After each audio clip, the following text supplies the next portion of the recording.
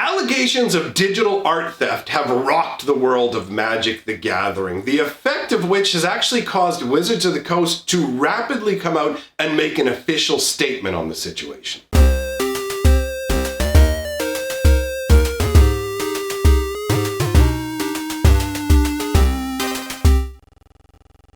Greetings, owners of fine luxury cardboard rectangles. My friends, we are here today to talk about the Crux of Fate situation. Some of you may not know what's going on. Some of you definitely do, as I have been inundated by people contacting me in a number of different ways saying, yo, did you see what's going on with this? But really, the most jaw-dropping part of this is how rapidly Wizards of the Coast put out an official statement, because usually it takes longer for the gears of a big corporation like that to get around to basically acknowledging a situation like this. And it shows the severity of the allegations that we're dealing with, and also the level of evidence that is being presented to support those allegations. So let's start at the beginning, my friends. The story actually starts in 2016, when the artwork that we're going to be talking about was originally created. I'm going to reference my notes here to make sure that I don't butcher somebody's name. So we're going to be talking about an artist by the name of Kit LaPenna, who uses the online moniker of Scary Pet. And I want to take a moment to say that Kit has handled this entire situation with so much dignity. In all honesty, I'm genuinely impressed with the attitude that this individual has had towards this scenario. So here's how it starts. According to Kit, they were informed by somebody that the artwork they had created, Kit had created on DeviantArt of Nicol Bolas, somehow had appeared on a Magic card. Now I'm gonna go ahead and put that Magic card on the screen for you right now. It's called Crux of Fate, and I have to admit, that's an amazing name for a card that is at the heart of this whole situation, because it really does feel just so apropos. It feels so appropriate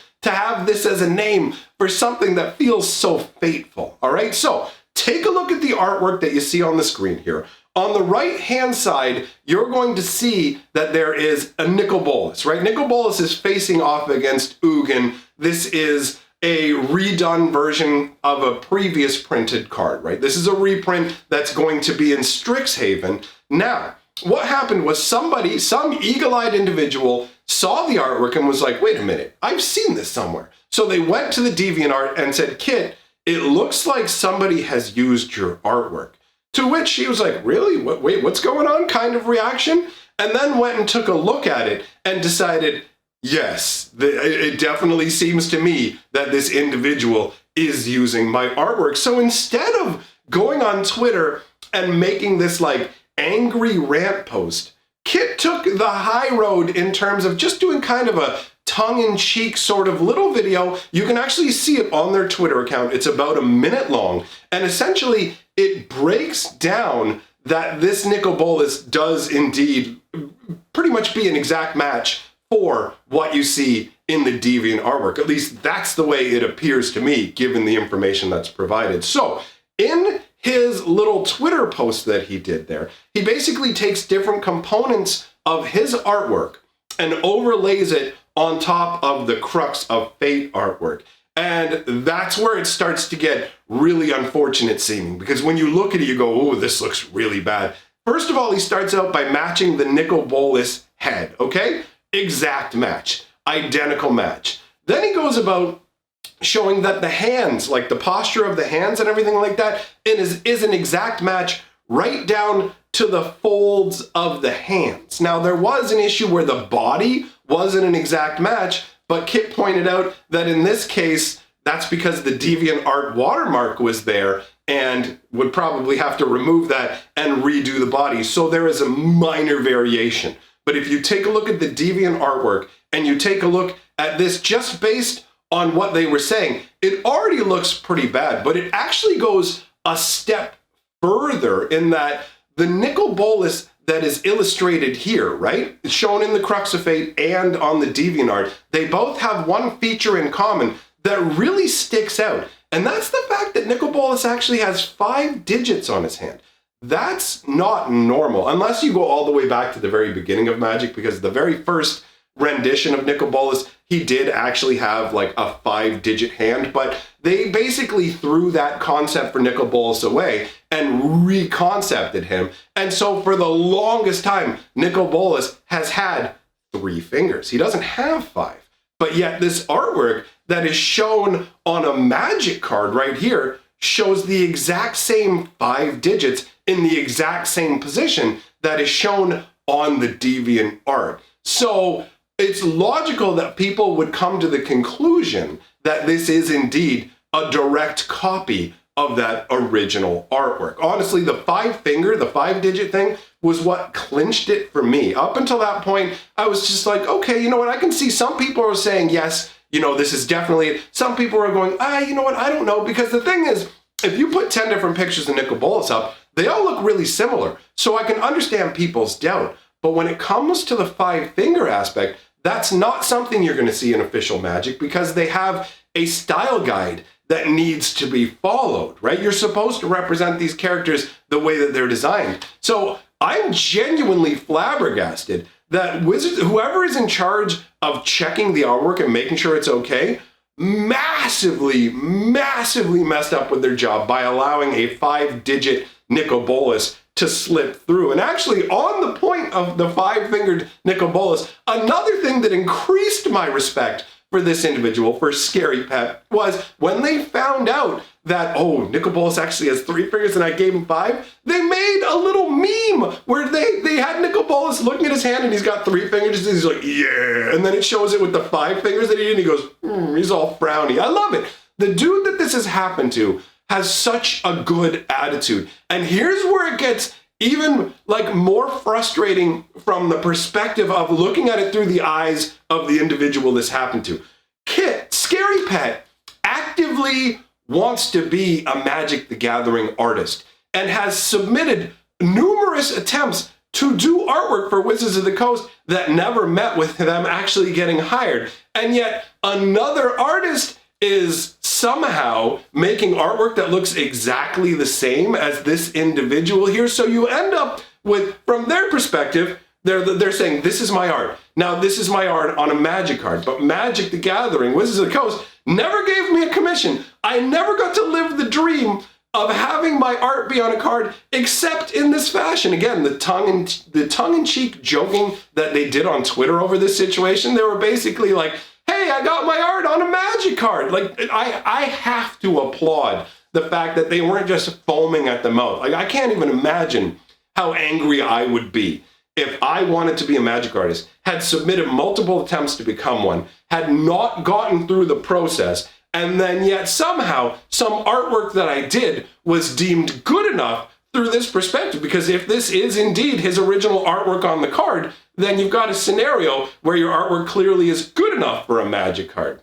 But again, I am genuinely frustrated by the fact that Wizards of the Coast didn't catch the fact that Nicol Bolas has 5 digits instead of 3. They're getting pretty lax. The number of errors that we've seen recently on cards makes it feel like they're cutting corners in terms of proofreading, proof arting. I don't know exactly what you call the term for making sure that art actually fits with the characters and they're represented the way they're supposed to be. But either way, that's a pretty big failure. So Wizards of the Coast, wasting no time, has already put out a statement that I'm going to read for you here. The statement says, "It has come to our attention that the card Crux of Fate from the Strixhaven School of Mages Mystical Archive may overtly feature Magic the Gathering fan art, and the contracted artist did not receive permission for this incorporation. These actions do not reflect the value of Wizards, and as a result, we will be suspending future work with Jason Felix until we've been able to bring this matter to a successful conclusion." Now, I will admit there's a little bit of the wording of this that I'm not quite sure exactly what they're saying. When they say the contracted artist did not receive permission for this incorporation, I don't know if they mean they didn't receive permission from actually Scary Pet, the creator of the Deviant art profile picture or whatever, or if they're saying that this artist didn't get permission from Wizards of the Coast to incorporate this fan art. Now, this kind of opens up a weird avenue. I'm not exactly sure how this all works in terms of copyright laws and things like that, because on one hand, Wizards of the Coast owns Nicol Bolas. Now, under their fan content policy, you're allowed to create things using it, right? You can use their characters and do whatever, but first of all, you have to not be making money off it. So you can't I'm gonna make Nicol Bolas t-shirts and sell them. You legitimately can't do that, right? So you're not allowed to monetize their IP. And they have particular stipulations that say, if you do create fan art, you give us the right to use your fan art without paying you, without asking you, all this sort of thing, right? But at the end of the day, that's just Wizards of the Coast corporate policy. That doesn't override actual laws in this scenario, so I don't know legally where this falls. Because on one hand, you have a situation where you have somebody who's bringing a claim forward of, my art has been stolen, and it very much seems like a legitimate claim. It's very difficult to look at this and not side with Scary Pet, right? I mean, I guess 100% of the information isn't in yet, so you can't make 100% of a judgment on this, I guess, from a legal standpoint, which is why Wizards is using the wording that they're using. This is allegations, unproven in court, however, whatever legal language you want to use. But we definitely have a scenario where the situation is muddy, because Wizards of the Coast owns the intellectual property of Nicol Bolas, but then the posing of the art and the five finger or whatever, it's genuinely a unique creation that was created by somebody else. So I really don't know how this would shake down if it ever got taken to a legal court kind of scenario. I could never see that happening because, first of all, like I said, Scary Pet is being really, really chill about this. Kudos for that. The level of calm over this scenario. I mean, I even went over to the Twitter and left a comment saying how much I admired their attitude in this situation, because I can be a bit of a maniac sometimes, and I feel like I would have lost my mind if it was me in that scenario. And it's wait a minute, this is my dream. This is what I've always wanted to do. And you're telling me somebody else who's living my dream can just take my stuff, use it, and get paid for it, and I get no credit, I get nothing? Dude, I would be livid. I would be just screaming from the rooftop. So credit to that guy, but I ultimately don't know legally how all of this would shake out, right? I don't know if this would cause problems both for Wizards and the artist, right? Because it's kind of a weird gray area. Now, I guess the good news for Wizards and, sorry, what was the name of the artist again? Jason Felix, is that it's most likely not going to come to a legal battle sort of scenario. I really don't see it advancing into the courts and becoming more than whatever. But you're still left with the situation of what do you do in this case? Now, Wizards has said, obviously, they're suspending working with this artist. And I feel like, can't say it for sure, but I feel like this suspension is going to be a permanent thing, right? I highly doubt that after this scenario has occurred, that Wizards of the Coast is just going to turn around and be like, yeah, you know what? You caused us legal concerns, possibly. You opened us up to liability. There we go. We feel like you may have opened us up to liability. The fact that Wizards of the Coast put an announcement out about this quickly shows that they feel there is genuine merit to the possibility of this artwork have been taken, right? They even say it overtly features. So while they're not outright coming out and saying this happened, because that would not be legally wise for them in a number of ways, it does feel like they're pretty much going, oh, okay, yeah, this happened. Do you know what I mean? It's not 100% admission that it happened, but it pretty much feels like they're saying, yeah, bro, this happened. So as a result, I expect that this will be the end of Jason Felix's career with Magic the Gathering. Now, it's really unfortunate on a number of levels. First of all, taking other people's work and passing it off as your own is never okay. That is not a cool thing to do. But on top of that, what this artist has done to his legacy, now you're going to have people crawling all over every single piece of art that this individual has made, right? And just looking at every Magic card and going, well, where'd this come from? What about this? This is a big can of worms that can extend far past this, because you need to understand that this artist is responsible for almost 140 different pieces of Magic art. So do we have a scenario where they just decided to take a shortcut this time? We don't know. Has it happened in the past? We don't know. So you've got a pretty ugly situation for pretty much everybody involved, right? No, obviously, Scary Pets comes out the best in this scenario because they're just the one who got hosed by this, right? They have done nothing wrong. They literally just love Magic, wanted to be a part of it, and made this artwork. So now the question becomes, how is Wizards of the Coast going to resolve this scenario? Because I've seen people crying for all kinds of different remedies in this situation, and I'll be real, I don't know anything about the law even in the country I live in, let alone over in America where all this has happened, right? So from my perspective, what I think is most likely going to be the outcome is that, first of all, obviously, no more artwork is going to be contracted through this particular artist. They're just, once you prove you're a liability, Wizards of the Coast, they don't want to risk lawsuits. They're very lawsuit averse to the point where, as far as I'm concerned, that's why they got rid of the judge program, because the judges started to bring lawsuit action to them. And we've never seen another Mythic Edition since the Mythic Edition lawsuit, right? So anytime that legal action comes into play, Wizards of the Coast seems to adjust their behavior to avoid that in the future. And let's be real, as a corporation, that's the best thing to do. Lawyers will cost you a lot of money. That's one thing I know about the law. It costs you a lot of money when you get involved with that. But the biggest question really becomes, how are they going to make this up to Scary Pet, right? Like, on one hand, it's not Wizards of the Coast's fault that somebody else may have taken somebody else's artwork and used it, right?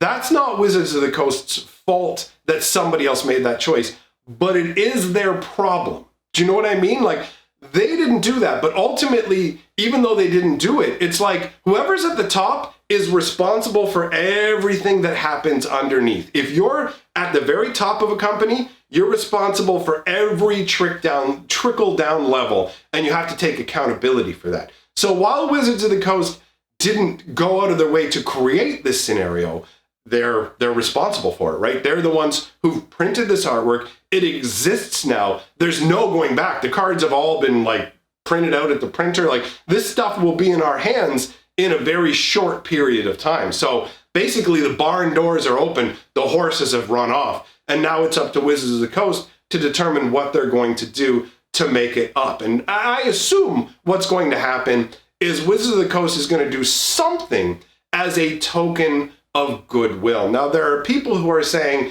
Wizards of the Coast should pay this guy the same amount that they paid the original artist for this. There's some people saying that they should take the payment back from the original artist and give it to this guy. Now, obviously, there's a couple problems with that. Legally, I don't think you can just do that. But even if they could, I'm guessing the legal costs of attempting to recover the money would probably be more expensive than actually just kind of writing it off as an expense. So we could see a scenario where Wizards of the Coast issues a payment to Scary Pets, and like if it is found out, let's say, because we're still in the allegation state. So if it's found out that the allegations are 100% true and Wizards of the Coast 100% believes this is the case, then there's a number of things they could do. One would be to issue a payment to him for, like, basically, this is what we pay an artist for a piece of artwork. Now, admittedly, it's only just the nickel bolus in the artwork that is specifically supposed to be a mimic of, or like an exact copy, whatever terminology you want to use. That is the only part of the artwork that's in question in terms of Scary Pets. So the rest of the artwork is not his creation. So as a result, like, you could argue, well, should they get the payment for a full piece of art? And my argument in response would be, of course they should. I mean, this is completely unfair. At the same time, I think that Wizards of the Coast is probably going to try and find a way where they don't have to spend any money, right? So this could be in the form of creating an updated digital image of the card and putting credit, basically giving him credit on the bottom of the card. It could be actually inviting them to do commissions going forwards, which I think is probably the best path, let's be real, where Scary Pet just wanted to be a Magic artist. Clearly, you're okay with their artwork if you have a card with their artwork printed on it. Five fingers aside, that's a minor quibble that you can sort out, right? But either way, their art literally made it onto a Magic card. So you've approved their art to the point where they can be a Magic artist. So it seems like the best thing to do in this scenario is to literally approach Scary Pets behind the scenes and say, hey, I mean, they'll do it with like corporate language or whatever, so they probably won't apologize for anything that happens because that could leave them open to lawsuits or whatever. They might get him to sign an NDA or something saying that he won't sue, but they'll say, we love your work, you know what? And we'd love to give you an opportunity to create Magic art for us. So I expect that most likely what's going to come as a result of this is that Scary Pets is going to be given the opportunity to do an actual official piece of Magic art. And I think that would be a really nice thing for Wizards of the Coast to do. So really, what this feels like ultimately is the end of one Magic artist's career and the beginning of another. And I can't say that either of those scenarios feels unfair to me. So that's what I have to say on this scenario. Let me know your thoughts in the comments below, my friends. List of my top level patrons scrolling by on one side or the other. I never remember which. Thanks for coming out, my friends. I will see all of you guys for the next video.